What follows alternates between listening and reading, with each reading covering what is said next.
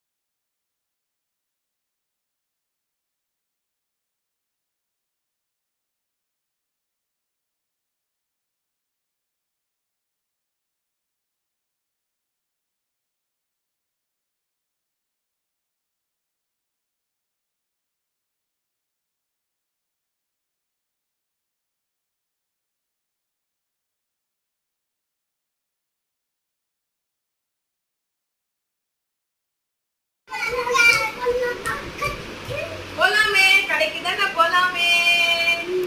என்ன கடைக்கு போகலாம் சொல்லுங்க. ஹோட்டல் போலாமா? பால் விளையாட போகலாம். பால் வாங்க போகலாமா? விளையாட இல்ல வாங்க.